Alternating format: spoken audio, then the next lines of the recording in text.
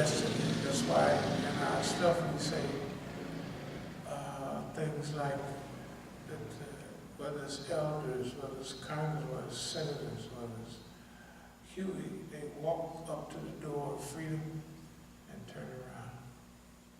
That was the reality of the late 70s and early 80s. People were not taking the chances that they were before, and they were settling for peanuts. So that was our goal at that time, to revive the spirit that was left in the people, and to move it from Islam. That's why, move it to Islam. That's why Islam, sometimes I show the old flyers, Islam, the true liberation, you know, that type of thing. So, we're also going to ask the questions about all the Negroes that was especially there in Oakland and here too. Where did they come from? Where did they go? And why is it okay for the government to do anything it wants to Imam Musa? Why? Is there some rule or law? Where is it at and who has it? If they can do anything they want, anytime they want, and it's okay. It don't have to make sense. It don't have to even be possible. Like the people say things, they're not even possible.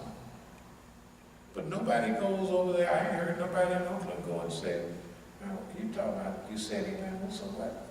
How is that possible?" And nobody asks them that. They just let them say anything they want, right? Why is it okay for crackpots to say anything they want, although it is not possible at all? This is a letter, and Mukhtar had it sent not to the Masjid but to his post box. Changed everything, and it says that this slip is says here default. This was a default, and the county needed $22,901.95. And I have the cashier's check right here, $22,901.95. And I told them to put Alameda County Officer's tax collector from Clarence Streams. So that's for me. For Masjid al-Islam. Well, if there's such and such huffy puffies, why they didn't pay it? Why I have to come from D.C. and pay that thing, and then the clown is talking about misappropriation of funds. This insanity. It's impossible. They have never, none of them have ever worked for free. They don't do that. They just don't do that. They've always had a salary. All of them have had a salary. Just like the teachers here. If you take that stuff, let's say we did just 10 years, and say if they were subsidized $1,000 a month, just say some ballpark figure between $400,000 and $500,000 cash money. We don't have no job. Every dime we get, we work for. We sold boats, we hustled, right? Nobody, you don't remember anybody coming by here with tens and 20,000s and 50,000. Imam Musa, you're such a nice guy. Not only that, none of the parents or nobody come by and say, we really thank the community for what it did. You know? And the only people that didn't get a salary was me and you. Everybody else got a salary. it wasn't your responsibility for me to get a salary. My responsibility, the salary is my responsibility. It ain't got nothing to do with Masjid Islam, nobody. The salary is my responsibility. That's the way they see it. They see if they do anything here, you taught a class. If they taught a class, they charge for that. Nobody did nothing free. So then evidently these people don't believe in the hereafter. That's pretty clear. It's not that. The point I'm making is, you remember when they would have little celebrations here and they would say, we want to thank these people, they did the curtains, these people did, right? Did they ever invite me and you? Well, just go downstairs and look what's up on the board. You never saw the people that's doing the most for the nothing and paying for it. Okay, that was a good $400,000 spent. Look at the quality of students. The kids love the school. It don't make no difference. The people down there, they didn't pay their tuition. We're gonna put them out. They owe $3,000. Don't worry about it. Well, they're not paying. I said, I'll take care of it. I'm the one having all the money. It don't make no difference. I said, somebody got a dumb parent. It's not their fault. And then they used to want to suspend the kids. That nice little kid, he get on the metro with Negroes, these Negroes. He's got a clean cut haircut. He looks like a square. So he has a little butter knife. We have to expel him for having a butter knife. I said, you can't expel him. They was mad at me. I said, a man is on that bus, on the subway with those people, not that I'm against them. They're not savages or they're not anything like that. But our kids are like squares, and they're like, and he had no sense to have on, they want to expel us. No, he can't expel everybody. Well, he's a danger, I think he's a danger to nobody. Every little discipline they wanted, I said, we want to have. This is our school. It's not their school. You don't believe the gourmet lunches. Shoot, Dad. The kids wanted peanut butter and jelly. The teachers wanted them gourmet. Look at here, smothered fish. Man, fresh garden green salads. Oh, so you guys actually served the lunches? Like the master was serving? Well, at first we served really full-fledged, but they asked me to stop. Okay. You know. But anyway, okay, let's get back. So, review the whole agenda. We'll get to that later. The thing about us, we have to evolve inside this country. That's our job. Whenever we try to correct anything, everybody acted funny. So they act funny. There's that lecture on Houston in 2007. There's Hashim Alauddin that came through our Masjid from Berkeley, one of the original curly-headed crew. And he's half Japanese and half black, so he has a nice curly-headed look, you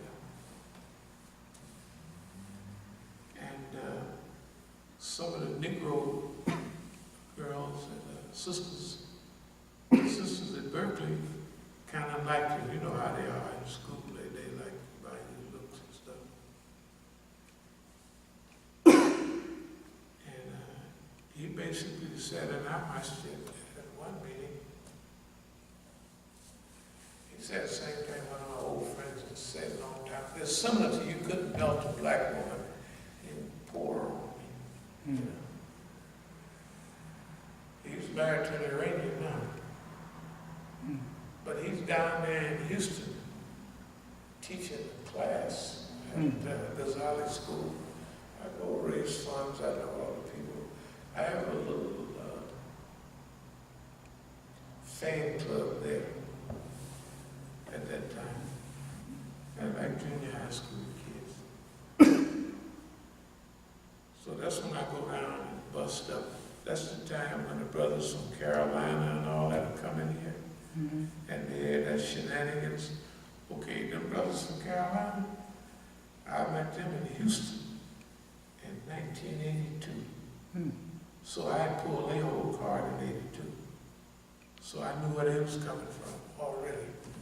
I'm not gonna go into the fitna of Houston, but when I got to Houston, I'm always surveying everything that's going on. Anyway, I give a talk between Juma and Asa.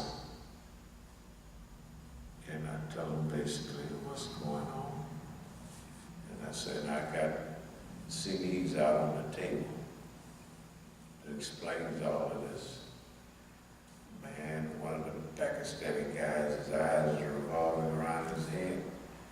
He runs out. When I come out after the prayer, all the stuff is gone off the table. So I wait a minute, I look around and go pick it out of the garbage can. He threw it in the garbage. Then I told the Iranians, I told them all, I said, from my estimation, most of the African Americans were here from 82 on. Then I told them what had happened. I said, y'all had gave them a multi-million-dollar shopping center. This was the home of free Islamic literature. Does anybody remember free Islamic literature? That's the Shia literature that they used to give away free before the revolution. Yeah, okay. But you remember the book on Hajj and all of that? And Ibrahim, you know, and all of that? That came from free Islamic literature. Bahram was involved in it. Who was the guy who was Ibrahim Yazdi? All the big shots that was here, they was involved in that. Anyway,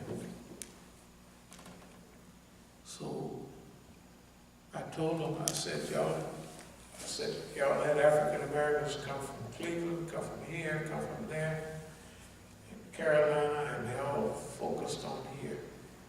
I said, y'all gave them millions of dollars for that huge shopping center, and they wasted all the money. They wasted it on purpose. And this is what was going on around the country. Like the people go and sit in front of the Masjid, a poor Negro, to make them think that all the Negroes is poor and hungry. So if you come by with a real project, it's another poor, hungry Negro. Let's start out from the beginning. Anyway, I was sitting in the class a couple of times, and the Hashim would be talking all that black talk. The black boy, he was like Abdul-Alim, supposed to be an expert on the black movement. The way I saw it was, they were government agents, and on each campus and wherever they was, the government put them in charge of who they invite to speak to the black union and all that. And that's what I've realized that happened around the United States. And that meant all, like the Islamic agenda is controlled, the black agenda is controlled too. Right. And they hype up their people, not the real people that know anything about it. And they'd only invite the real people if they agreed to the, to the little move that they To the do. agenda. To the agenda. So I told them, I said, no, all of them is important. The next thing, after I said it, the Iranians that we had been holding hands in the struggle for about 17 years by then. They all jumped on Hashim's side. We had a meeting at an Iranian restaurant. And every encounter like that, all the Iranians got with the niggas that was the police.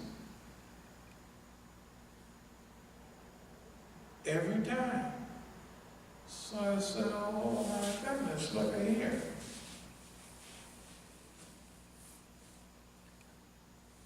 And our great movement in LA, the place we call the headquarters. Remember them guys who was coming, came that time from, we was over this and that thing, and we talked so common, we had so much in common because they were at headquarters. As-Sabiqun is around on this block, and headquarters is on this block. We started with one apartment, then we get the apartment downstairs for the sisters. Or, yeah, downstairs, then we get the apartment down here. Then pretty soon we got 4 apartments, you know, a community, all Shias in them. And the apartment is decorated just like the apartments in the old days, beginning of the revolution. This mind that I had told her, and when the old guys would come, it would remind them of 10 or 15 years before. And they got total control of the whole area, all the Shias. Only thing was, that's why I stayed all the time. Everybody knew who I.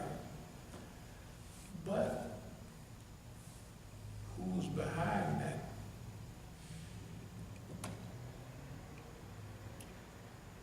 It looks like a Sunni Shia. It looks like, you know, the way they make the niggas popular if you're on the team, and unpopular if you're not. That's the way headquarters, they developed it because nobody at headquarters, all the people, I'm supposed to be the big sheikh, I'm supposed to be, everybody's in my cool, everybody, all, because I'm one of the originals. Everybody else has gone home, or they in some, but I'm one of the originals from the old days.